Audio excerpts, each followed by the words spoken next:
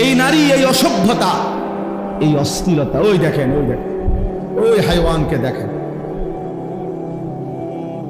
কারে বলে খবরে নেই।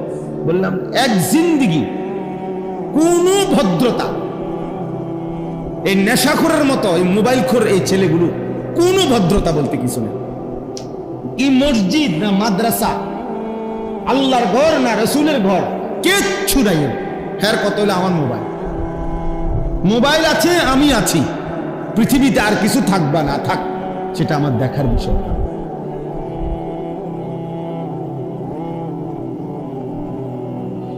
আর কিছু দেখার বিষয়। আফসুস জিন্দিগি বাবা, আফসুস এই জীবনের উপরে, আফসুস।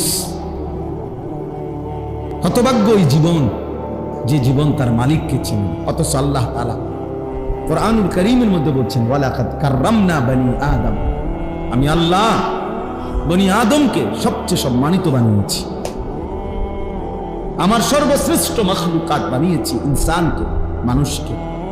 ওয়ালাকাদ কাররামনা বনি আদম, আমি আল্লাহই বনি আদমকে সম্মানিত করেছি। আল্লাহ তাআলা এই কপাল পৃথিবীর কোনো কাজে লাগে না, মানুষের কোনো চাহিদা পূরণের জন্য কপাল লাগে না। আয় বলেন, উপার্জন বলেন, রোজগার বলেন, কামাই বলেন, উপার্জনের কোনো কাজে কপাল লাগে না। কপাল এটা আল্লাহ তাআলা, এই আমরা হাতে, হাত, পাও, চোখ, হ্যাঁ, নাক, কান, এগুলো বিভিন্ন কাজে আমাকে দরকার হয়। কপাল উল্লেখযোগ্য তেমন কোনো কামে লাগে না। তাহলে কপাল এটা আল্লাহ কেন বানাইলেন? আল্লাহ বলছে, বান্দা, কপাল আমি শুধুই আমাকে সেজদার জন্য বানিয়েছি। এজন্য সেজদা কাকে বলে? আরবিতে সেজদা বলে কাকে? ওয়াদউল জাবহাতি আলাল আরদ, সমস্ত কিতাবে আছে। জমিনের মধ্যে কপাল রাখা, এটারে কি বলে? সেজদা। আল্লাহ তাআলা বলেন, কপাল আমি শুধু বানাইছিলাম আমার জন্য, সেজদার জন্য। অথচ সেই কপালে যে সেজদা দেয় না, তুই বেটা মানুষ কিসের বেটা? বাকি হাত পাও দিয়ে তো অন্যান্য অঙ্গ প্রত্যঙ্গ দুনিয়া ভোগ করে, ভাত, মাছ, আহার, নিদ্রা, খানা, পেশাব, পায়খানা, যৌন চাহিদা পূরণ, এগুলো তো জানোয়ারেরও হয়। একটা কুকুরও তো খায়, ঘুমায়, একটা কুত্তাও তো পেশাব পায়খানা করে, একটা কুত্তার তো যৌন চাহিদা পূরণ হয়, কুকুরেরও তো বাচ্চা কাচ্চা হয়, কুকুরের ছাও হয় না? তাহলে তো বোঝা গেল কুকুরেরও যৌন চাহিদা কি হয়, নাহলে বাচ্চা হয় কেমনে? এই জন্য আমাদের এটা ভাবা উচিত, জীবনটাকে একটা সামান্য, এই একটা মোবাইল, একটা মোটর সাইকেল, সামান্য একটু চুলের ফ্যাশন, একটা জামা, একটা প্যান্ট, একটা শার্ট, একটা গেঞ্জি, বন্ধু, কয়েকজন বন্ধুদের আড্ডা, আর একটা নারীকে নিয়ে ভাবনা, এক নারীকে নিয়ে সারাক্ষণ কল্পনা, কখনো জেনা, কখনো ব্যভিচার, কখনো ছবি, কখনো নাচ, কখনো গান, কখনো উলঙ্গ দৃশ্য, কখনো সরাসরি কথা বলা, কখনো পিছনে পিছনে ঘুরতে থাকা। আহা, এই এক জিন্দিগি। এই সামান্যটুকু জিন্দিগির জন্য, এতটুকু ফালতু কাজের জন্য মহান আল্লাহ পাক রব্বুল আলামিন আমাদেরকে বানিয়েছে। এটা তো বোঝা উচিত। এমন সুন্দর হায়াত, সুস্থ জীবন যদি কেউ এভাবে নষ্ট করে দেয়, এত বোকা মানুষ না হইয়া গরু ছাগল হইলে ভালো ছিল। গরু ছাগলও তো এত বোকা।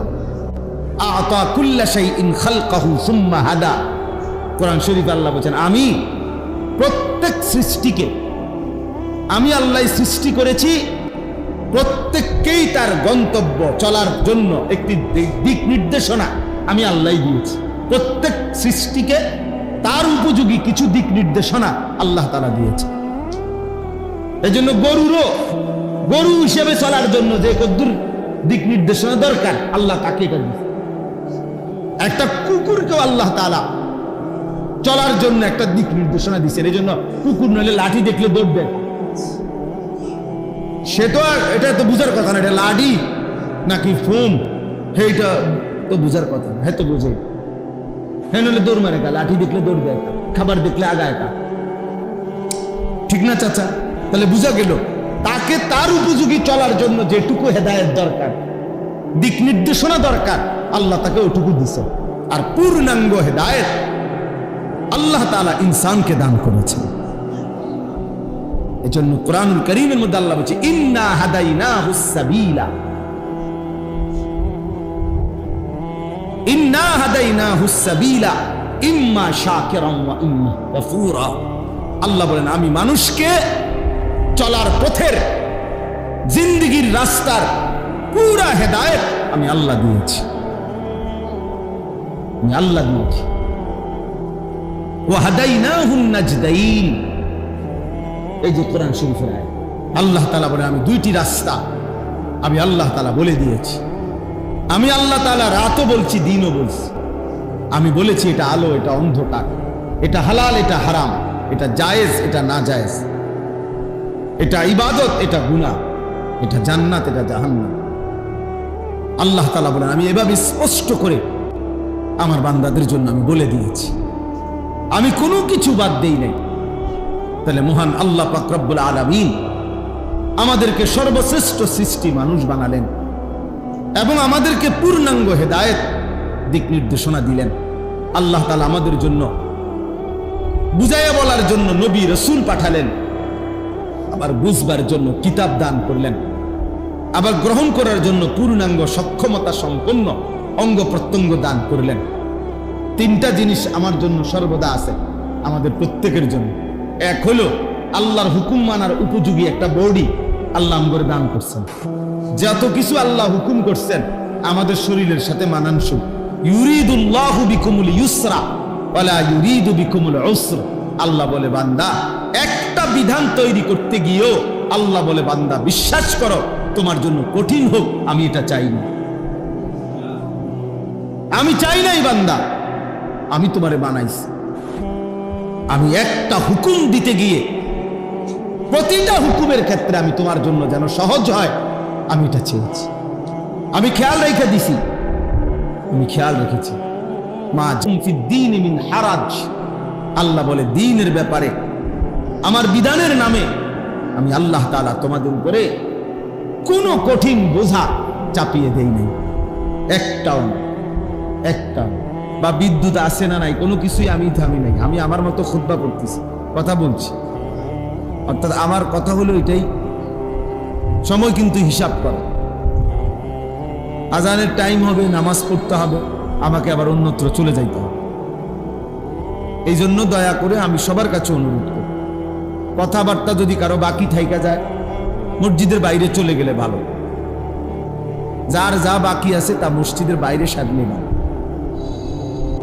তাইলে বলতেছিলাম আদম আলাইহিস সালাম থেকে নিয়ে আমাদের নবী পর্যন্ত প্রত্যেক নবী মানুষের প্রতি কল্যাণকামী ছিলেন, মানুষের পরিবর্তনের প্রত্যাশী ছিলেন প্রচন্ডভাবে, মানুষকে আল্লাহমুখী করতে চেয়েছেন। কিন্তু এত দরদ, এত মায়া, এত মহব্বত উম্মতের প্রতি যাদের ছিল, সেই নবীরাও প্রত্যেকেই আলাদাভাবে নিজের ফিকির করছে।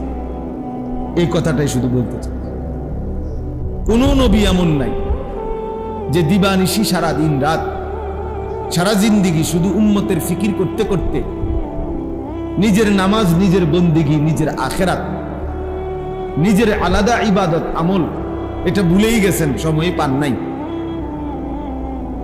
সময় পান না, এটা এরকম নাই, এমন কেউই নেই। বরং প্রত্যেক আম্বিয়ায়ে কেরাম নিজের জন্য আলাদা ফিকির করছে, নিজের আখেরাত, নিজের পরকাল। এজন্য সব নবীদের দোয়া, বিভিন্ন নবীদের দোয়া কোরআন শরীফে আছে। সেই দোয়াগুলোর মধ্যে এক বচনের শব্দ ব্যবহার হয়েছে এমন অনেক দোয়া আছে, অর্থাৎ নবী নিজের জন্য বলছে তাওয়াফানি মুসলিমান আলহিকনি বিসসালিহিন।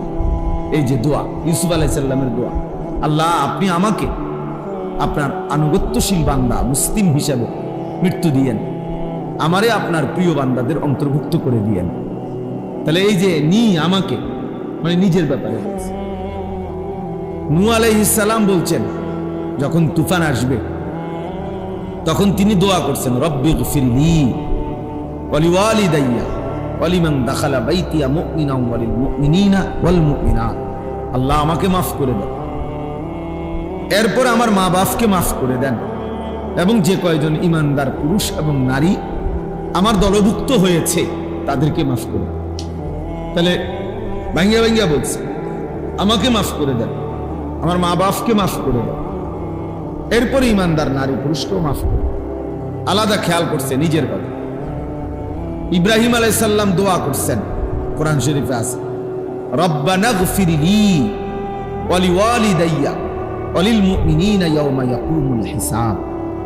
এই যে আল্লাহ আপনি আমাকে মাফ করে দেন, রব্বানা গফিরলি ওয়ালিওয়ালিদাইয়া আমার মা বাপকে মাফ করে দেন, ওয়ালিল মুমিনিন সমস্ত মুমিনদেরকে মাফ করে দেন। তাহলে আলাদা আলাদা বলছে কিনা? আলাদা আলাদা। তাহলে বোঝা গেল নিজের ফিকির ভুলে যাওয়া। 60 বছর সংসার করতে করতে উনি নামাজ পড়তে আসছেন, ওটা সালাক। 60 বছর জিফুত মানুষ করতে করতে, বাড়ি ঘর বিল্ডিং করতে করতে উনি আর হালাল হারামের পার্থক্য করার সুযোগ পাইছে। সংসারের লাগে সুদ খাইছে, জিফুতের লাগে।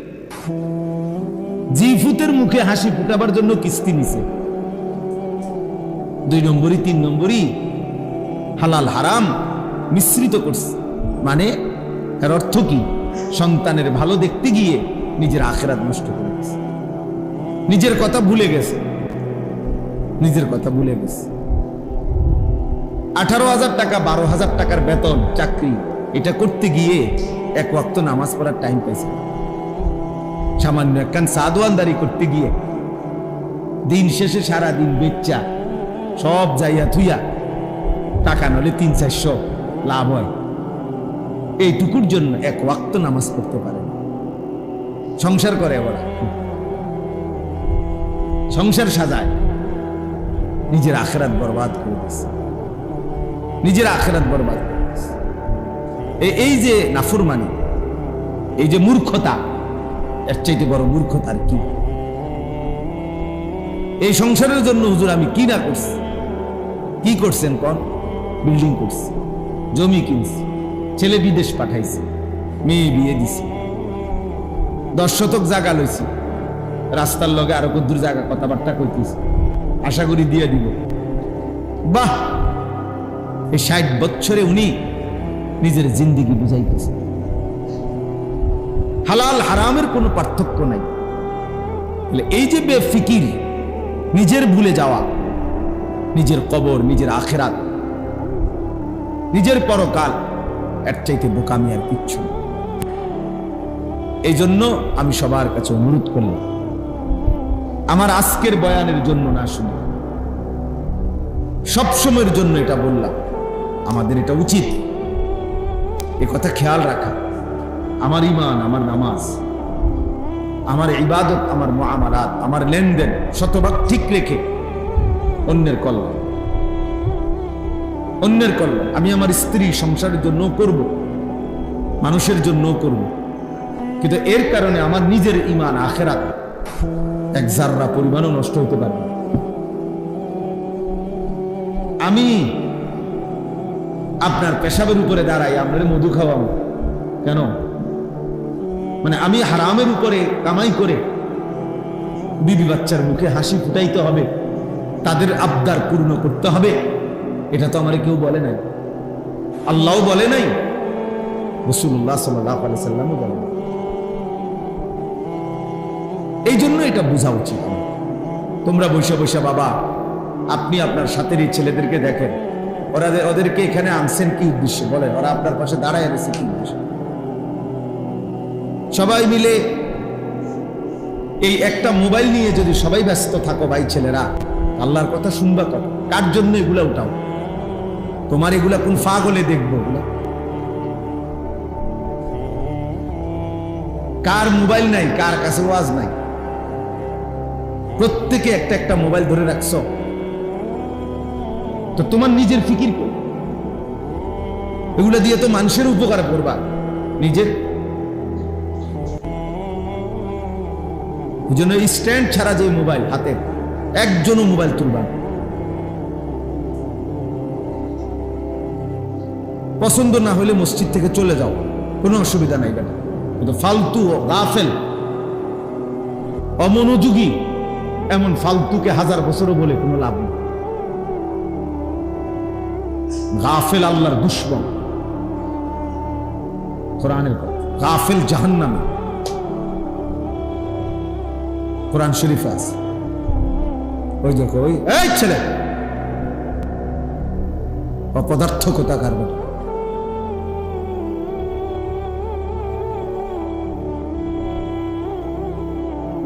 মূর্খ মানুষ আজকে আমরা মা বাপ এক সন্তানের আহ্লাদের সামনে তারা শেষ করে দিচ্ছে।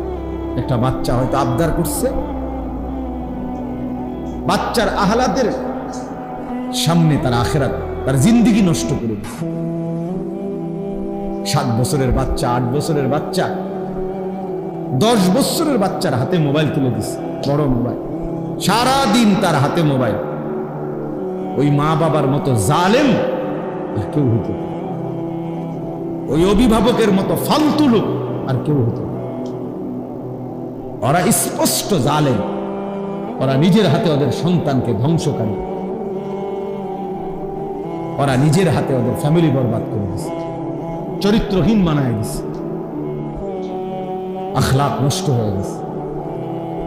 গুনাহ এই পরিমাণ করে যার কারণে ইমানের আলো জ্বলে না আর দিলে, ফলে মুসলমানের বাচ্চা 1 ওয়াক্ত নামাজ, মুসলমানের সমাজে থাকে, চারিদিকে মসজিদ, সব মসজিদ থেকে আজান হয়, কিন্তু এমন জানোয়ারের 1 ওয়াক্ত নামাজ পড়তে মন চায়।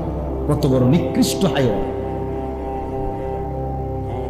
কলিজাটা কি পরিমাণ মরে যায়, কলিজাটা কি পরিমাণ মরে গেছে ভেবে দেখ। বাবার চোখেও কোনো ফিকির নাই, বাবা তো দেখে যে আমার ছেলে 1 ওয়াক্ত নামাজ পড়ে। কোন বাবা না জানে, কোন মা বুঝে না? সবাই বুঝে, সবাই বুঝে, কিন্তু মা বাবার কলিজার মধ্যেও দুনিয়া, সন্তানের কলিজার মধ্যেও দুনিয়া। মা বাবার কথা হলো নামাজ পড়লে না পড়লে পড়ুন, না টাকা পয়সা কামাই করে কিনা এটা হলো দেখার বিষয়। দেশে হোক বিদেশ যাইয়া হোক, পয়সা রোজগার করে খালাস, আর কোনো টেনশন নেই, খোলা লাইনে আছে। আর যদি টাকা পয়সা ঠিক মতো না দেয়, ফোলাগা বেলাইনে পিছে হুজুর কতখানি দিয়ে চাইছি, কোনো হারে থাকে না, চাকরি করে না, পয়সা নাই। এই জন্য নাই তো এতটা ছোট বাচ্চার হাতে মোবাইল ওঠার কথা না। যদি গাফেল মা বাপ না হতো, গাফেল না হতো, আপনি বলবেন আমি আমার ছেলের সাথে পারি না, হুজুর বলছি শুনে না, মিথ্যা কথা, 100% মিথ্যা কথা, 100 মিথ্যা কথা। পারছেন না মানে আপনি কি বেড হইতেছেন? আপনার 8 বছরের বাচ্চার আহ্লাদ, তারই আপনি সংশোধন করতে পারেন না, আপনার মতো আকামলা দিয়ে হলো কিটা? হ্যাঁ, আপনি কি আপনার মতো বেড়া দিয়ে হইবটা কি? আপনার 12 বছরের ছেলেটাকে আপনি নিয়ন্ত্রণ করতে পারলেন না। আপনার চোখের সামনে নিজ ঘরে আপন ঘরে ঘুমাইয়া বাপ মা জীবিত, খোদার 1 বছর চলে যায়, কোনোদিন ফজরের নামাজ পড়ে না। মুসলমানের ঘরে এত বড় জানোয়ার কেমনে ঘুমায়? হ্যাঁ, মুসলমানের ঘরে এত বড় হাইওয়ান কিভাবে ঘুমায় বলেন বাবা? মূল কথা এটাই। আপনি মা বাবার কলিজার ভিতরে দেখেন খুললা, ওদের কাছে আখেরাত দরকার নেই। আখেরাত দরকার হইলে ওরা চিল্লাইতো, ওরা গড়াগড়ি দিয়া কাঁদতো, ওরা আহাজারি করতো, আহা আমার ছেলে তো নামাজ পড়ে না, তা আমার ছেলের জীবন ভবিষ্যৎ কি, আমার ভবিষ্যৎ কি? ভবিষ্যৎ তো বাপ বুড়া কাল রে কয় না, ভবিষ্যৎ কয় আখেরাত কি। দুনিয়া পুরাটাই বর্তমান। আপনি বইয়ের ভাষার ভবিষ্যৎ অতীতকালে তো আরেক কথা। বইয়ের ভাষায় তো অনেক কিছুই আছে, অনেক বই, অঙ্ক বইয়ের মধ্যে তো লেখা আছে 1 কেজি চাইলের দাম ধরি 1 টাকা, ধরেন নাম যাইয়া বাজারে কর না, যে বইয়ে লেখছে। অঙ্ক মিলাইতে গিয়ে লেখে না যে ধরি 1 কেজি চাউলের দাম কি, একটা ধরেন না, ধৈরা যান না বাজারে। আমরা আপনার কন্যাইয়া সোজা করে নেবো, মস্কারি করবার জায়গা পাও না। তাই বাস্তবতা হলো ভবিষ্যৎ তো আখেরা, দুনিয়া পুরাটাই বর্তমান। এই জন্য কোরআনুল কারীমের মধ্যে আল্লাহ তাআলা স্পষ্ট বলছেন, ওয়াল তানজুর নাফসুম মা কদ্দামাত লিগাদ। আগামীকাল ভবিষ্যৎ, আগামীকাল ভবিষ্যতের জন্য আজকের দুনিয়া থেকে তুমি কি পাঠিয়েছো বান্দা, এটা হিসাব নেই। তাহলে আগামীকাল ভবিষ্যৎ বলতে আল্লাহ তাআলা কিয়ামতকে বুঝায়, আখিরাতকে বুঝায়, আখিরাতকে বুঝায়। আমাদের অসংখ্য মা বাপ সন্তানকে দিন শিখায় না, কেন? ভবিষ্যতে কষ্ট পাইব। কারণ হুজুর হইলে হে কামাই করবার কত, সংসার চলবো কেমনে, বউ বাচ্চা চালাইবো কেমনে, ভবিষ্যতে কষ্ট পাবে। এই ভবিষ্যৎ বলতে উনি কি বুঝাইছে? আখিরাত? জি না, জি না। উনি বুঝাইছে 40 বছর পরের হায়াত, কর্মজীবন আর কি, বিবাহ পরবর্তী জিন্দিগি, এটারে উনি বলছে ভবিষ্যৎ। না, বিবাহ পরবর্তী জিন্দিগি ভবিষ্যৎ না। ভবিষ্যৎ শুধুই কেবল আখিরাত। ভবিষ্যৎ শুধুই কেবল কি বলে? আল্লাহ কোরআনে বলছে মা কদ্দামাত লিগাদ, আগামীকাল ভবিষ্যতের জন্য আজকের দুনিয়া থেকে তুমি কি পাঠিয়েছো বান্দা, হিসাব রেখো, হিসাব রেখো। এজন্য প্রিয় ছেলেরা, গুনাহ করতে পারাকে চালাকি মনে করো না। গুনাহ চালাকি না, গুনাহ অসভ্য। নারী দেখো, ছবি দেখো, নাটক দেখো, জিনা দেখো, ব্যভিচার দেখো, উলঙ্গ দৃশ্য দেখো, সারাদিন মোবাইলে নাচ গান যারা দেখো, এক ওয়াক্ত নামাজ পড়ো না, পড়তে মনও চায় না, কেউ তোমারে ডাকেও না, মাও না, বাপও না, গ্রামবাসীও না, পাড়ারও না, কেউ তোমারে কদূর ফেরাইতেও চাইতেছে না, কেউ তোমারে ডাকে না। এমন অভিশপ্ত, এমন মালউন কেমনে হইলা? কারণ একটাই তোর রূপে আল্লাহর লানত করছে, এই জন্য তোরে আর কেউ ডাকে না। আমার মা 70 বছর বয়স, আমার এখন জিনা। আমার আম্মা বাইচা আছে, আমি প্রায়ই বলি আমার মায়ের বয়স 70-75 হবে, বুড়া হয়ে গেছে, মা একদম অসুস্থ। এখনো আমার মা আমারে জিগা, ফুত নামাজ উঠছুন, নামাজ উঠছুন, খোদার কসম। আমার বয়স 44 বছর, মা আমাকে আজও জিজ্ঞেস করে, ফুত নামাজ উঠছুন, তোমারে ডাকে না কেন? কেউ তোমারে, কারণ অভিশপ্ত জীবন, আল্লাহর গুনাহ, আল্লাহর নাফরমানি অব্যাহত করার কারণে আল্লাহ তাআলার রহমের দৃষ্টি তার থেকে সরায় দিছে। এই জন্য গোটা মাখলুকাতের কাছে সে ঘৃণিত। এটা হাদিস। রাসূলুল্লাহ সাল্লাল্লাহু আলাইহি সাল্লাম বলেন, আল্লাহ যখন কাউকে ভালোবাসে, আল্লাহর ভালোবাসার ঘোষণা আল্লাহর গোটা সৃষ্টির কাছে পৌঁছে যায়। গোটা মাখলুকাত তখন তাকে ভালোবাসে। আবার আল্লাহ যখন কাউকে অপছন্দ করে, তো গোটা সৃষ্টির কাছে এই অপছন্দের ঘোষণা পৌঁছে যায়, গোটা সৃষ্টি তাকে অপছন্দ করে। অথচ সেই কপালে যে সেজদা দেয় না, তুই বেটা মানুষ কিসের বেটা? বাকি হাত পাও দিয়ে তো অন্যান্য অঙ্গ প্রত্যঙ্গ দুনিয়া ভোগ করে, ভাত মাছ, আহার, নিদ্রা, খানা, পেশাব পায়খানা, যৌন চাহিদা পূরণ, এগুলো তো জানোয়ারেরও হয়।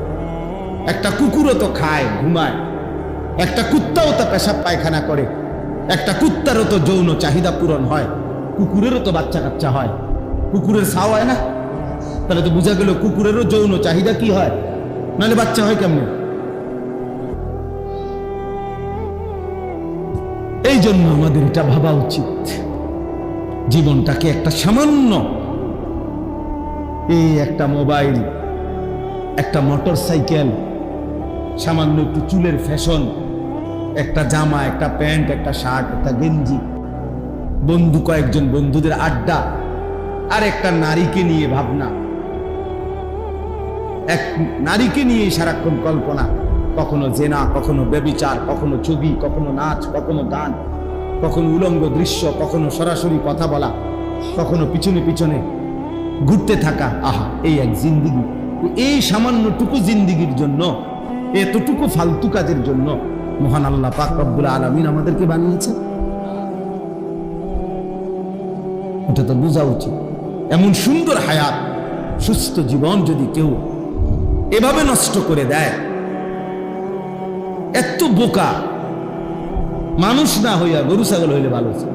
গরু ছাগলও তো এত বোকা। আতা কুল্লা শাইইন খালকাহু সুম্মা হাদা। কোরআন শরীফ আল্লাহ বলেন, আমি প্রত্যেক সৃষ্টিকে, আমি আল্লাহ সৃষ্টি করেছি, প্রত্যেককেই তার গন্তব্য চলার জন্য একটি দিক নির্দেশনা আমি আল্লাহ দিয়েছি। প্রত্যেক সৃষ্টিকে তার উপযোগী কিছু দিক নির্দেশনা আল্লাহ তাআলা দিয়েছে। এজন্য গরু হিসেবে চলার জন্য যে কদ্দুর দিক নির্দেশনা দরকার আল্লাহ তাকে দিয়েছে। একটা কুকুরকেও আল্লাহ তাআলা চলার জন্য একটা দিক নির্দেশনা দিচ্ছেন। এই জন্য কুকুর নইলে লাঠি দেখলে দৌড় দেয়। সে তো আর এটা তো বুঝার কথা না, এটা লাঠি নাকি ফোন, এইটা তো বুঝার কথা। হ্যাঁ তো বোঝে, হ্যাঁ নইলে দৌড় মারে, লাঠি দেখলে দৌড় দেয়, খাবার দেখলে আগায়। ঠিক না চাচা?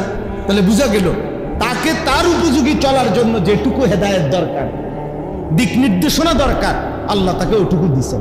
আর পূর্ণাঙ্গ হেদায়েত আল্লাহ তাআলা ইনসানকে দান করেছেন। এজন্য কোরআনুল কারীমের মধ্যে আল্লাহ বলছে, ইন্না হাদাইনাহুস সাবিলা, ইন্না হাদাইনাহুস সাবিলা ইম্মা শাকিরান ওয়া ইম্মা কাফুরা। আল্লাহ বলেন, আমি মানুষকে চলার পথের, জিন্দেগীর রাস্তার পুরা হেদায়েত আমি আল্লাহ দিয়েছি। আমি আল্লাহ দিয়েছি। ওয়া হাদাইনাহুন নাজদাইন। এই যে কোরআন শরীফের আয়াত, আল্লাহ তাআলা বলে, আমি দুইটি রাস্তা আমি আল্লাহ তাআলা বলে দিয়েছি।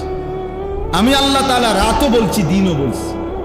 আমি বলেছি এটা আলো, এটা অন্ধকার, এটা হালাল, এটা হারাম, এটা জায়েজ, এটা না জায়েজ, এটা ইবাদত, এটা গুনাহ, এটা জান্নাত, এটা জাহান্নাম। আল্লাহ তাআলা বলেন, আমি এভাবে স্পষ্ট করে আমার বান্দাদের জন্য আমি বলে দিয়েছি, আমি কোনো কিছু বাদ দেই নাই। তাহলে মহান আল্লাহ পাক রব্বুল আলামিন আমাদেরকে সর্বশ্রেষ্ঠ সৃষ্টি মানুষ বানালেন এবং আমাদেরকে পূর্ণাঙ্গ হেদায়েত দিক নির্দেশনা দিলেন। আল্লাহ তাআলা আমাদের জন্য বুঝাইয়া বলার জন্য নবী রাসূল পাঠালেন, আবার বুঝবার জন্য কিতাব দান করলেন, আবার গ্রহণ করার জন্য পূর্ণাঙ্গ সক্ষমতা সম্পন্ন অঙ্গ প্রত্যঙ্গ দান করলেন। তিনটা জিনিস আমার জন্য সর্বদা আছে, আমাদের প্রত্যেকের জন্য। এক হলো আল্লাহর হুকুম মানার উপযোগী একটা বডি আল্লাহ আমাদের দান করছেন। যত কিছু আল্লাহ হুকুম করছেন আমাদের শরীরের সাথে মানানসই। ইউরিদুল্লাহু বিকুমুল ইউসরা ওয়ালা ইউরিদু বিকুমুল উসরা। আল্লাহ বলে, বান্দা একটা বিধান তৈরি করতে গিয়েও আল্লাহ বলে, বান্দা বিশ্বাস করো তোমার জন্য কঠিন হোক আমি এটা চাইনি। আমি চাই নাই বান্দা, আমি তোমারে বানাইছি। আমি একটা হুকুম দিতে গিয়ে প্রতিটা হুকুমের ক্ষেত্রে আমি তোমার জন্য যেন সহজ হয় আমি এটা চেয়েছি। আমি খেয়াল রেখে দিছি, আমি খেয়াল রেখেছি। মা ফিদ্দীন মিন হারাজ। আল্লাহ বলে, দ্বীনের ব্যাপারে আমার বিধানের নামে আমি আল্লাহ তাআলা তোমাদের উপরে কোনো কঠিন বোঝা চাপিয়ে দেই নাই, একটাও। আপনি আমারে সারাদিন বললেন, আল্লাহ তাআলা বলে দিনে বলছি রোজা রাখতে, তো রাত্রে বলছি তারাবি করতে, সন্ধ্যায় বলছি ইফতার করতে, তো শেষ রাত্রে বলছি সাহারি খাইতে। তুমি দেখো আমার হুকুমের মধ্যে ব্যালেন্স আছে, ভারসাম্যতা আছে। আমি আল্লাহ তাআলা একসাথে সব বোঝা চাপাই দেই না, একসাথে করি নাই। তাহলে আল্লাহ তাআলা আমাদেরকে আল্লাহকে মানার যোগ্যতা সম্পন্ন একটি শরীর স্বাস্থ্য দিয়েছেন। 2 নাম্বার হলো আমাদেরকে আল্লাহর রাস্তা, আখিরাতের রাস্তা বুঝিয়ে বলার জন্য প্রত্যেক যুগে আল্লাহ তার মনোনীত বান্দা, যাদেরকে নবী রাসূল এবং নবী রাসূলদের পরবর্তী উলামায়ে কেরাম আল্লাহ তাআলা সব যুগে পৃথিবীতে রেখেছেন। আপনারা একজন চাচা বলেন, ছোটবেলায় শুনছেন কিনা কোনোদিন যে আজ থেকে 100 বছর আগে একবার এমন হয়েছিল যে পৃথিবীতে কোনো হুজুর নাই? এমন ঘটনা শুনছেন? বোঝেন নাই? আপনি শুনছেন না জীবনে কোনোদিন? যে বিশ্বাস করেন 1992 সালে একবার 6 মাস এরুম হয়েছে যে কি নাই, কোনো হুজুর নাই পৃথিবীতে। এমন ঘটনা ফেয়াজে না থাকতে পারে, কিন্তু হুজুর থাকবে না। আদা রসুন না থাকতে পারে, চাল ডাল কম হয়ে যেতে পারে, কিন্তু পৃথিবীতে আল্লাহর জমিনে মানুষের হেদায়েতের জন্য, মানুষকে আল্লাহর পথ বলার জন্য নবী এবং রাসূল এবং তাদের পরবর্তী উলামায়ে কেরাম আল্লাহ তাআলা সর্বযুগে আল্লাহর কুদরতি ভাবে ধারাবাহিক চালু রাখছে। সুম্মা আওরাসনাল কিতাবাল্লাযীনা ইসতাফাইনা মিন ইবাদিনা, এটা কোরআন শরীফে আছে। আর 3 নাম্বার হলো বুঝবার জন্য আল্লাহ তাআলা আসমানি কিতাব ওয়াহী, আল্লাহর আসমানি ওহী সর্বদাই পৃথিবীতে জমিনের মধ্যে রেখেছে। গত 1450 বছর থেকে যখন থেকে কোরআন নাজিল হয়েছে আজকের এই দিন পর্যন্ত পৃথিবীতে কোরআনুল কারীম একদিনের জন্য নিশ্চিহ্ন হয় নাই, হবেও না, হবেও না। তাইলে কি সমস্যার কারণে যুবক ছেলেরা তোমাদেরকে বলি, বাবা বয়স্ক বাবা আপনাদেরকেও বলি, কি সমস্যার কারণে আপনাদের এই ছেলেরা এক ওয়াক্ত নামাজ পড়ে না? আপনি জবাব দেন। কি নামাজ পড়ার মতো যোগ্যতা তার শরীরে নাই? বুঝাইয়া বলার জন্য কি কোনো হুজুর নাই? বুঝবার মতো কি কোনো কিতাব জমিনে নাই? কি ছিল না? কি সমস্যার কারণে? কি সমস্যা? হাসরের ময়দানে জবাব দিতে হবে, বাবাকেও জবাব দিতে হবে, সন্তানকেও জবাব দিতে হবে, সন্তানকেও জবাব। আমারও 2 ছেলে আছে, ফজরের নামাজের জন্য প্রতিদিন উঠাইতে আমারও কষ্ট হয়। আমার ছোট ছেলের বয়স 7 বছর, 7.5 বছর, যতক্ষণ না উঠে দরকার হলে 10 বার ডাক দিয়ে হইল দাঁড়ায় থেকে উঠাইয়া উজু করে এরপরে একসাথে বাফুত মসজিদে যায়। আমার জিম্মাদারি, আমার উঠাইতে হবে আমার বাচ্চা, এটা আমার দায়িত্ব। আমার সন্তানের নামাজ শুধু তার নামাজ না, আল্লাহর কসম আমার সন্তানের সেজদার মধ্যে তারও আখিরাত, আমারও আখিরাত। আমার বিবির পর্দার মধ্যে আমারও আখিরাত, বিবিরও আখিরাত। আমার স্ত্রীর বেপর্দার কারণে তাকেও জবাবদিহি করতে হবে, স্বামীকেও জবাবদিহি করতে হবে। আমার ছেলের বেনামাজি জিন্দেগির কারণে, অসভ্যতার জিন্দেগির কারণে বাপকেও সমপরিমাণ জবাবদিহি করতে হবে। আপনি বাপ হইছেন, লগের রুমে ঘুমাইছেন, আমনের ফুটে পাশের রুমে সারা রাত উলঙ্গ ছবি দেখে মোবাইলে, আপনি বইয়া বইয়া সিরা সাবান, হ্যাঁ অপদার্থ। আপনি বুঝেন না, আপনি সিরা খান, আপনি বুঝেন না, আপনার চেহারা, পুতের চেহারা দেখলে বুঝেন না যে এই জানোয়ারের মতো চেহারা কই বানাইলো, কোন কার চুল এগুলো? ভাইয়া বলো, বলো মিয়া, একটা ছেলে বলো, মুসলমানের ঘরে যদি জন্ম নিয়ে থাকো বেটা, ফিলিস্তিনের যদি 1 ফোঁটা রক্ত দেখে থাকোস বেটা, মায়ের বুকের রক্ত যদি দেখো, গাজার মুসলমানের রক্ত যদি তোমার কলিজার মধ্যে দেখো, একবার যদি কোনো চোখে ইসরায়েলের ইহুদি কুত্তাদের এই জুলুম যদি দেখবার পর তুই মুসলমানের বাচ্চা হইলে এমন চুল রাখবার কথা ছিল না বেটা। এ তো বেঈমানের চুল, এ তো বেঈমানের চুল বেটা। কেমনে পারলি যুবক, এই যুবক কেমনে পারলি? বেঈমানের মতো কেমনে সাজলি বেটা? যারা আমার মাকে, যারা আমার বোনকে, সন্তানকে বোমার আঘাতে, যাদের ইমানদারের লাশ আকাশে উড়ে ছিন্ন ভিন্ন হয়ে টুকরা টুকরা হয়ে গেছে, এরপরও বসে বসে এই মুহূর্তে পৃথিবীতে মুসলমানের উপরে এত জুলুম চলতেছে, এভাবে মুসলমান রক্তে ভাসতেছে, আর তোমরা এরপরও বসে বসা মোবাইল, নারী, ছবি, উলঙ্গ দৃশ্য দেখো। হায় যুবক, লানত তোর উপরে, লানত, লানত তোর উপরে বেটা, লানত তোর উপরে বেটা। তুই কোন মার ঘরে জন্ম নিলি বেটা? তোর শরীরে 1 ফোঁটা রক্ত নাই, 1 বিন্দু বিবেক নাই তোর কাছে বেটা। কিভাবে সম্ভব বলে? কিভাবে এত বিবেকহীন হয় মানুষ? মুসলমানের বাচ্চা এত বিবেকহীন হয়? ছি ছি ছি ছি ছি। আমার কাছে রীতিমতো আশ্চর্য লাগে এটা। তোমরা দেখতেছ কিভাবে মুসলমানকে হত্যা করছে, সেই আমরা শুনছি, কিতাবে পড়ছি। উহুদের যুদ্ধে হযরত হামজা, নবীর চাচা, উনারে কাইটা টুকরা টুকরা করে ফেলছে। আজ আবার আমরা ফিলিস্তিনে দেখলাম, গাজাতে দেখলাম, ইমানদারের লাশ টুকরা টুকরা হয়ে গেছে। মুমিনের লাশ। আর তোমরা চুলের ফ্যাশন করো। কোন ছাগলে দেখে তোমাদের সুচু? এই ছেলেরা বলো মিয়া, একটা ছেলে দাঁড়ায় বলো, কোন পাগলে বেটা তোর চুলেডি দেখে বেটা? কোন পাগলে দেখে বেটা? মাতাল কেন রাখলি বেটা বেঈমানের মতো চুল বেটা? তুই মুসলমানের মায়ের দুধ খাস নাই বেটা? এই জন্য আজকে যদি লজ্জা থাকে, যদি এক পবিত্র মায়ের দুধ খাইয়া থাকো, আমি বললাম তাহলে চুল কাইটা ফেলো, সমান চুল রাখো।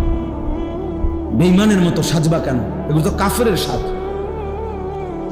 খ্রিস্টান খেলোয়াড় তোমার প্রিয় হবে কেন? বেঈমান খেলোয়াড় তোমার প্রিয় হবে কেন? ছি ছি ছি ছি।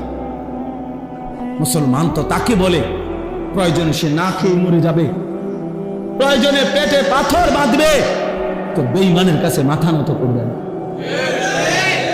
জানো না ছেলেরা, ফিলিস্তিন হারবে না, ফিলিস্তিনই জিতবে। হ্যাঁ ইনশাআল্লাহ, গাজার মুসলমানই জিতবে। ইসরায়েলের কুত্তারা আজ কিংবা কাল হেরেই যাবে ইনশাআল্লাহ। মুসলমান এখনো মরে নাই, রক্ত দিচ্ছে, শুধু শহীদের খুন ঝরতেছে, কিন্তু হেরে যায় নাই। ইসরায়েল জিতে নাই, ফিলিস্তিন হারে নাই। ইমানদার মুজাহিদ মাটির নিচে হাজার হাজার আছে, রেডি আছে। চূড়ান্ত লড়াই হবেই হবে ইনশাআল্লাহ। আল্লাহর বিজয়, আল্লাহর সাহায্য আসবেই আসবে ইনশাআল্লাহ, এতে কোনো সন্দেহ নাই। যদি দেখো কোনোদিন, যদি শুনো কোনোদিন যে ফিলিস্তিনের মাটির উপরে আর একজন মুসলমানও জীবিত নাই, তবুও সেদিন মনে রাখো বিজয় মুসলমানেরই হবে। বলে কিভাবে? কিভাবে সেটা আসমানওয়ালা দেখাবে কিভাবে। হ্যাঁ, 5ই আগস্টের জালেম কেমনে ভাগবো তার 1 ঘন্টা আগে কেউ কোনো হিসাব বুঝাইতে পারছে না। যখন ভাগছে তখন সবাই বুঝছে এইভাবে ভাগছে, এইভাবে ভাগে। এর আগে কেউ হিসাব মিলাইতে পারছে না। 16 বছরের জুলুমবাজ কেমনে পলাবে এটার ক্যালকুলেশন কেউ করতে পারছে না, কিন্তু আল্লাহ যখন চেয়েছে ঠিকই পালাইছে। এটাই স্বাভাবিক, এটাই স্বাভাবিক। অতএব ইসলাম হারবে না, মুসলমান হারবে না। হেরে গেছো তুমি, কারণ তুমি নিজের ধর্মকে বিসর্জন দিছ। তুমি তোমার ঈমানকে বিসর্জন দিয়া আল্লাহর নবী সাল্লাল্লাহু আলাইহি সাল্লামের সুন্নাতকে ত্যাগ করে তুমি বেঈমানের সাজে সাজলা। ঈমানদার দুর্বল হয় না কখনোই। দুর্বল হব কেন আমরা? কারণ ঈমানদারের এই রক্ত, শহীদের এই তাজা খুন কোরআন শরীফে আছে।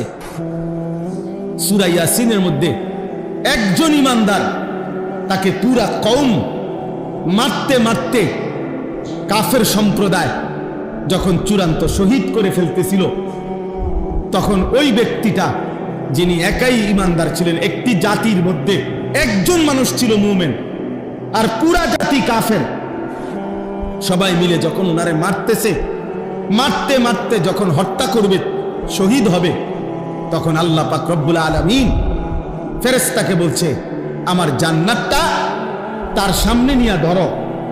কোরআন শরীফে আছে সরাসরি, কিলা দুখুলিল জান্নাহ। ফেরেশতা তখন ওই বান্দার, ওই ঈমানদারের চোখের সামনে জান্নাত ধরে বলতেছে, উদখুলিল জান্নাহ, এই বান্দা, এই মুমিন, এক্ষুনি জান্নাতে ঢোকো। উদখুলিল জান্নাহ, কোথায় ঢোকো? জান্নাতে ঢোকো। ক্বালা ইয়া লাইতা কওমি ইয়ালামুন। ওই ঈমানদার তখন বলল, হায়, আমার জাতি যদি আমারে বুঝতো, আমার জাতি যদি এই দৃশ্য দেখতো। বিমা গফারা লি রব্বি ওয়া জাআলানি মিনাল মুকরামিন। তিনি বললেন, হায় আমার কওম যদি বুঝতো তাদের এই প্রতিটা আঘাতের বিনিময়ে আমার আল্লাহ আমারে মাফ করে দিয়েছে। ওয়াজালানি মিনাল মুকরামিন, আমারে সম্মানিত বান্দাদের অন্তর্ভুক্ত করে দিয়েছে। প্রিয় সন্তান, আমার কথাটা একটু মনোযোগ দাও। সবাই গাফলতি করো না বাপ। বিপদের মুহূর্তে খামখেয়ালি করতে নাই, তাহলে আল্লাহ তাআলা নারাজ হয়। আজকে যখন মুসলমান বিপদগ্রস্ত, মুসলমান এইভাবে নির্যাতিত, এরপরও কারো কলিজার মধ্যে যদি একটু ফিকির, অনুভূতি, বিবেক না জাগে, আর জাগবে কখন? আর জাগবে কখন? তা আমি বলতেছিলাম, আজকে 1948 সালে সর্বপ্রথম এই ইসরায়েল ফিলিস্তিনের পাশে অবৈধভাবে নিজেদের রাষ্ট্র ঘোষণা করছে 48 ইংরেজিতে। সেই থেকে নিয়ে এই ফিলিস্তিনের মুসলমানদের উপরে তারা জুলুম করতেছে আজকে 77 বছর। এই মজলুম ফিলিস্তিনি রক্ত দিচ্ছে আজকে 77 বছর। কাশ্মীর ইন্ডিয়ার একটি অংশ, কাশ্মীর, এই কাশ্মীরে সংখ্যাগরিষ্ঠ মুসলমান। 1947 সালে যখন ব্রিটিশ এই উপমহাদেশ থেকে চলে যায়, 47 ইংরেজিতে, ওই সময় কাশ্মীর নিয়ে সিদ্ধান্ত ছিল না, অমীমাংসিত হয়েছিল। ওই যে 47 সাল থেকে ভারতীয় হিন্দু আধিপত্যবাদ এই কাশ্মীরের মুসলমানদের উপরে জুলুম করতেছে। আজকে 78 বছর ধরে কাশ্মীরের মুসলমান রক্ত দিচ্ছে, এখনো আজাদি পায় না। 78 বছর। 1964 ইংরেজিতে সর্বপ্রথম রোহিঙ্গা মুসলমানরা জুলুমের শিকার হয়েছে এই আর্মি সরকার, সামরিক সরকারের হাতে। সেই থেকে আজকে 61 বছর একটানা রোহিঙ্গা মুসলমানরা জীবন দিচ্ছে। তাইলে প্রিয় ভাই আমার, আমরা এটা বলতে চাই, ফিলিস্তিনের 77 বছর ধরে যদি জীবন রক্ত দেয়, কাশ্মীরে যদি 78 বছর ধরে জুলুমের শিকার হয়, 61 বছর যাবৎ যদি রোহিঙ্গা মুসলমানরা নির্যাতিত হয়, তাহলে তুমি আর আমি কোনোদিন নির্যাতিত হব না, এই নিশ্চয়তা আমরা পাইলাম কোথায়? কি বুঝের উপরে, কি নিশ্চয়তার উপরে আমাদের ছেলেরা নামাজ পড়ে না? কি নিশ্চয়তা পাইছে বলেন? আমাদের মেয়েরা যে পর্দা করে না, আমাদের ঘরে ঘরে যে নাচ গান টেলিভিশন চালাচ্ছেন, আল্লাহর নাফরমানি করছেন, কি বিষয়টা কি? আপনাদেরকে কে জানায় গেছে যে 78 বছরও যদি কোনো অঞ্চলে মুসলমান নির্যাতিত হয়, হব, আরো হইতে পারে, তোমরা হইবা না, তোমরা নিশ্চিত থাকো, এরকম? তাহলে কেউ হিসাবে বলে, আজকে তোমরা যারা ছেলেরা 22 বছর 24 বছর বয়স, 24 বছরে এবার কল্পনা করো, 24 বছরের ফিলিস্তিনি শিশুটা বা ছেলেটা, সে তো কোনোদিন নিরাপত্তা পায় না। জন্ম থেকেই তো সে পথহারা, জন্ম থেকেই তো তার কোনো গন্তব্য নাই। যার বয়স 77 বছর, বয়স্ক বুড়া মানুষটাও তো আজ হায়াত শেষ, কিন্তু নিরাপত্তার আশ্বাস আর খুঁজে পায় না। তাহলে আল্লাহ তাআলা যদি আমাদের উপর থেকে নিরাপত্তার চাদর তুলে নেয়, তো আমাদের কি হবে? আমাদের কি হবে? আমাদের চারদিকে আমাদেরকে সেফ করার জন্য, আমাদের চারদিকে বর্ডারের, আমাদের কাঁটা তারের চতুর্দিকে তো মুসলিম দেশ, ঠিক না? হ্যাঁ, মাতালারো, বুঝা মাতালারো না হুদা মাতালারো, আমাদের কাঁটা তারের চারদিকে মুসলমান, তো কিতা মাতালারো? হ্যাঁ, আমাদের কাঁটা তারের ওই পাশের মানুষগুলো কি? তো আমাদের উপরে নিরাপত্তা যদি চলে যায়, আমাদের নিরাপত্তা যদি চলে যায়, অনেক ছেলে আছে, তোমরা তো জানো না বাবা, ওই দেখেন ওরা ওইখানে দুষ্টামি করে, ওই দেখেন এই কোনার ছেলে, আরে অসভ্য রে। আল্লাহর ঘর মসজিদেও এদের অসভ্যতা থামে না।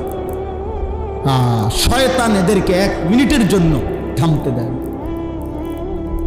অসংখ্য ছেলের জীবন নষ্ট হয়ে গেছে শুধু অসৎ বন্ধুর কারণে। লাখ লাখ ছেলের জীবন চরিত্রহীন হয়ে গেছে শুধু কোন দুষ্ট বন্ধুর কারণে। অসৎ এই বন্ধু তারে একবারের জন্য একটা ভালো কথা ভাবতেও দেয়, ভালো কথা ভাবতেও দেয়।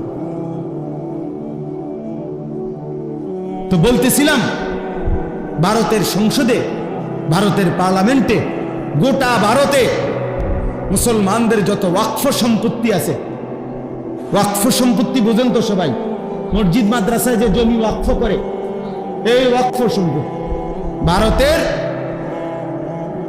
লাখ লাখ একর জমি মুসলমানদের ওয়াকফ সম্পত্তি। এই ওয়াকফ সম্পত্তির নীল নকশা এটা দখল করার ষড়যন্ত্রে একটি ওয়াকফ বিল ভারতের সংসদে পাশ হয়েছে। অর্থাৎ আজ কিংবা কাল শুনবেন ভারতের মুসলমানদের লাখ লাখ সম্পত্তি দখল হয়ে গেছে। আজকে বলবে এখানে এটা মসজিদ, তারা বলবে না এখানে আমাকে অমুক দেবতার কি আছে, মন্দির আছে, ওখানে আমাকে এটা আছে, ওখানে এটা আছে। কথা বুঝছেন? তাইলে শান্তি আমাদের কোথায়? মুসলমানের নিরাপত্তা, আমাদের ঈমান, আমাদের আমল, আমাদের আল্লাহর সাথে সম্পর্ক, এইটা ছাড়া খোদার কসম মানুষের মাধ্যমে আমাদের কোনো সমাধান হবে না। এই যে 77 বছর না, আরো যদি 700 বছরও শেষ হয়, ফিলিস্তিনের সমস্যা ওই গোল টেবিল বৈঠক এদের এই আলোচনা দিয়ে শেষ হবে না। আল্লাহ পাকের সরাসরি মদদ আর মুমিনের এই তাজা খুনের বিনিময়ে ইনশাআল্লাহ ফিলিস্তিনের বিজয়ের ভিত রচিত হবে, ইনশাআল্লাহ হবেই হবে ইনশাআল্লাহ। এই জন্য আজকে আমি যে যেটুকু বুঝলো সবাই একসাথে বুঝবে, আমরা এটা মনে করি না, আমরা এটা বুঝি যে সবাই একসাথে বুঝবে না, কিন্তু কোনো একটা ছেলেও যদি বুঝো, একজনই, তো তুমি বাবা মনে করো আল্লাহর ওয়াস্তে আগামীর ইসলামের জন্য, মুসলমানের নিরাপত্তার জন্য, ইসলামের বেঁচে থাকার জন্য তুমি নষ্ট হয়েও না, নষ্ট হয়েও না। উঠতি গাছ যদি নষ্ট হয়ে যায় তো বড় হবে কেমনে গাছ? এই জন্য উঠতি গাছকে তো, চারা গাছকে তো মানুষ ট্যাংরা বেড়া দিয়ে আটকায়, ছোট একটা বাঁশের কঞ্চি দিয়ে রশি দিয়ে বাঁধা দেয়, প্রতিদিন সকাল সন্ধ্যা পানি দেয়, কারণ চারা গাছকে খুব যত্ন করে বড় করে দেয়। আর তোমরা উঠতি বয়সের ছেলে, 14, 15, 16 বছর, এত অল্প বয়সে যদি তোমরা এত চরিত্রহীন হয়ে যাও, 18 বছর হতে হতে যদি এত নারী, এত ছবি, এত উলঙ্গ দৃশ্য দেখে ফেলো, বাকিটা জীবন কেমনে চলবে? বাকি হায়াত কেমনে চলবে? তাই না? এই জন্য আমি অনুরোধ করলাম, আজকে এই ইসলাহি মজলিসে আমরা প্রত্যেকেই ভাবি, বাবারা যারা আছেন আপনারা আপনাদের ছেলে মেয়ের নামাজ, আপনাদের স্ত্রীর পর্দা, আপনাদের ঘরের মানুষগুলো কিভাবে নামাজ পড়বে, আল্লাহকে চিনবে, এটার ফিকির করে। আপনি বলিয়েন না যে কোনো বুদ্ধি নাই, না, তাইলে হবে না। হতাশা মোমেনের জন্য কুফরি, এটা মনে রাখবে, এটা গুরুত্বপূর্ণ কথা। মানে হতাশ হওয়া, হতাশ না হুজুর, যত কথাই কোন আর হইতো না, এটা তো আপনি কি বললেন? হতাশা। হতাশা মোমেনের জন্য কুফরি। কোরআন শরীফের আয়াতে যে হতাশ হয় সে মোমেন হয় না, মোমেন হয় না, মোমেন হতাশ হতে পারবে না। কারণ প্রতিটা অন্ধকার, মনে রাখেন, সুড়ঙ্গ যত লম্বাই হোক, অন্ধকার যত লম্বাই হোক, সুড়ঙ্গের শেষ মাথায় আলো আছে, আছে না আলো? অন্ধকারের শেষ মাথায় কি আছে? আলো আছে। অতএব মুসিবতের শেষ মাথায় যে কোনো দিন বিজয়ের আলো আছেই আছে। ইন্না মাআল উসরি ইউসরা, আল্লাহ বলছেন ইউসর আসবে। এই জন্য আমরা যদি প্রত্যেকে চেষ্টা করি আমার এই অনুরোধটাই, ছেলেরা তোমাদেরকেও বলি, বাবা তোমাদের আবারও বলছি, এই চুল ছেড়ে দাও। তোমরা কমপক্ষে এতটুকু প্রমাণ করো যে তুমি মুসলমান, তোমার কলিজায় মুসলমানের প্রতি ভালোবাসা আছে, আল্লাহর প্রতি, রাসূলুল্লাহ সাল্লাল্লাহু আলাইহি সাল্লামের প্রতি। তুমি যদি স্লোগান দাও তো ফিলিস্তিনের পক্ষে, আর ইসরায়েলের ইহুদিরা যদি তোমার এই লেবাস দেখে ওরা হাসবে, ওরা জিজ্ঞেস করবে যে বাবা কার মতো সাইজা কারে গাইলাম। তোমার যদি জিজ্ঞাসা করে তুমি যে কইলা ইসলামের শত্রুরা হুঁশিয়ার সাবধান, আরে শত্রু, ইসলামের শত্রু যদি তোমারে জিগায় যে হে ইসলামের বন্ধু, পেশাব কইরা ফানিল উনি,